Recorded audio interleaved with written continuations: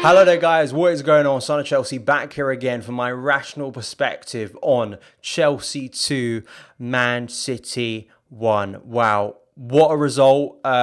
Probably for me, Chelsea's biggest victory of the season. In context of the race for Champions League qualification, what a massive boost that is probably for Frank Lampard and his squad, for the club moving forward for the next couple of games.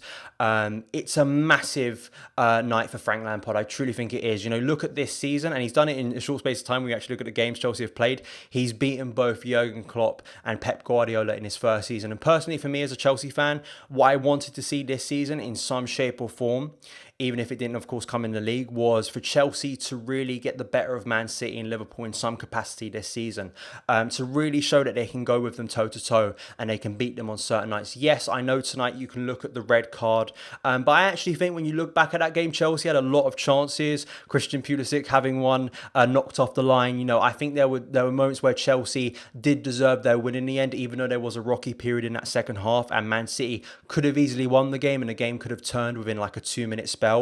Let's go right back to the start, because in a game of emotions, of high and lows like that, and pressure and you know, the nerves watching that game, it seems so long ago now seeing that team line up. I was surprised Frank did not revert to a 3-4-3 like I predicted. He stuck with the 4-3-3. He stuck with the same back line, which was surprising, and I think based off tonight, that's going to be a big positive, because I thought Rudiger and Christensen, both of them were absolutely brilliant tonight. They really were. I thought both of them worked well. They made the right decisions, didn't make any of those sloppy errors that we saw the other day against Aston Villa, which for me is a massive positive. And then looking in midfield, where Frank made one of his changes, bringing in Ross Barkley for Mateo Kovacic, that was a surprise, but I did tweet earlier in the day that I thought that potentially Ross could come in based on Frank's comments on Ross's fitness. Of course, he did come off the bench first against Aston Villa, didn't he? And of course, Christian Pulisic, of course, had to start up top. I felt that for me, what was really impressive for Chelsea in that first half, I think Chelsea's first half was almost perfect, basically.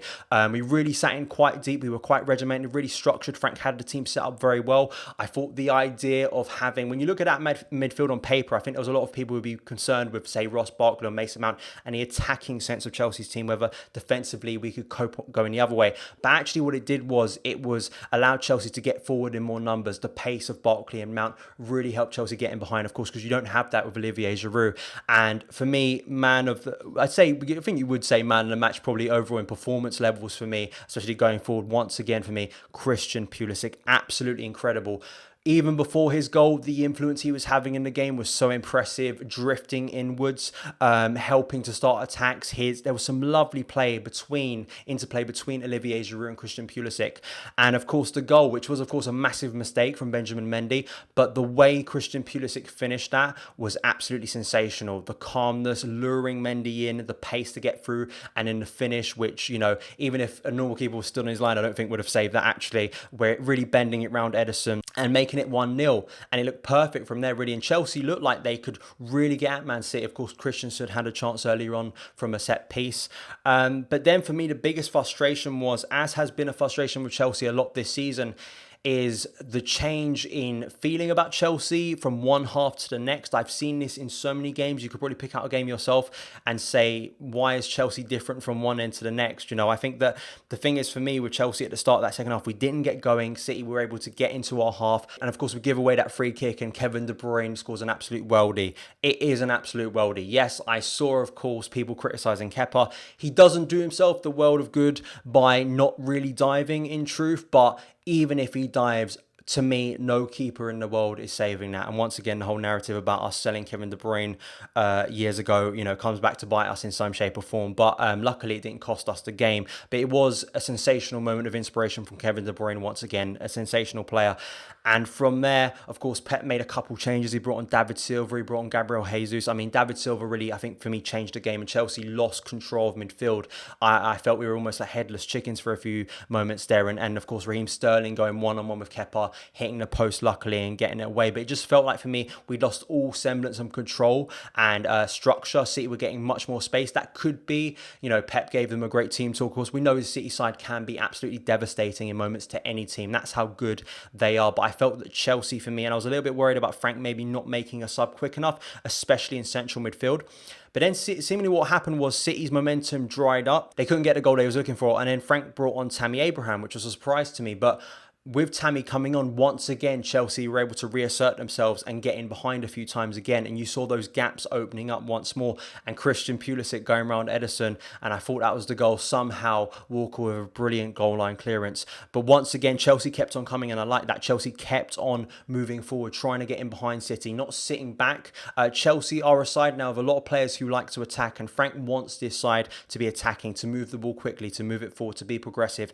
And that's what really impressed me in that second half. Or maybe previous Chelsea sides may have sat back and just allowed us to sort of sit deeper. And with this side, really can't do that. You do have more progressive players, and this side really can't be one of those teams like under Jose and under Conte where you can just sit on the edge of your box. I think Frank knows that, and I think the players know that, and we needed to go at City because there was opportunities to be had.